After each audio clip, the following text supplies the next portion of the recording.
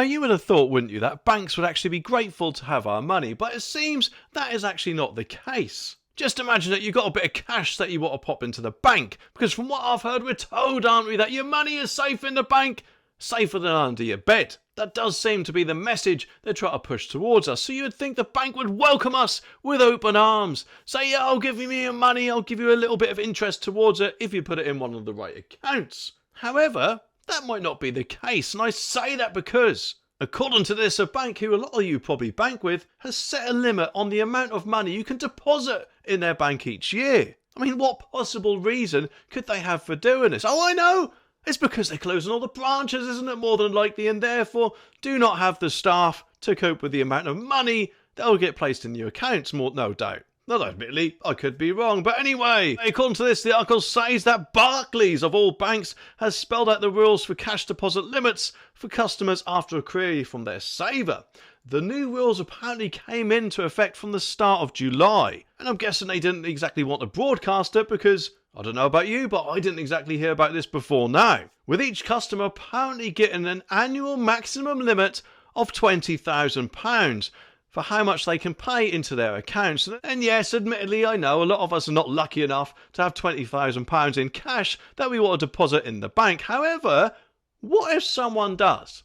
What if someone does have that amount of money that they now decide want to put in the bank? They'll now presumably get turned around and said, oh, sorry, can't have you no more. There are a lot of people out there, from what I've heard, who when they get paid take the money out in cash and then either put it in different envelopes for different bills because they find it easier to balance their finances like that, or just like paying for things in cash. And something like this could make it harder for them. And there is just no excuse for it, in my opinion. I mean, admittedly, yes, they are closing the branches. However, the banks, from what I've heard, get billions of pounds worth of profit a year, so surely they can actually afford to keep those banks open if they indeed wanted to. It just seems to me that they're trying to refuse cash or deny cash after a certain limit to perhaps lower the limit in time and one day might not accept cash at all, and therefore they are starting to kill off cash. But they're not the only ones to do it, are they? I mean, just look at all the self-service checkouts in supermarkets. A lot of people, including me, do use them, so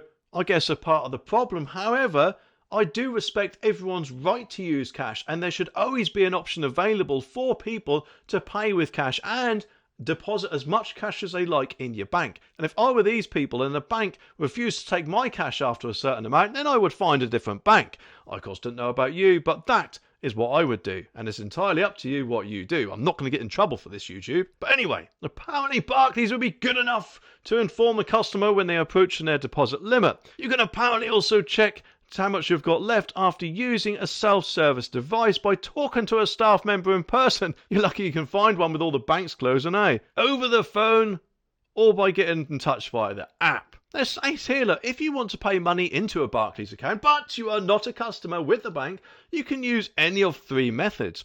Paying cash into your own bank, then use online and mobile telephone banking to transfer money into a Barclays account. Well, I'd never thought of that.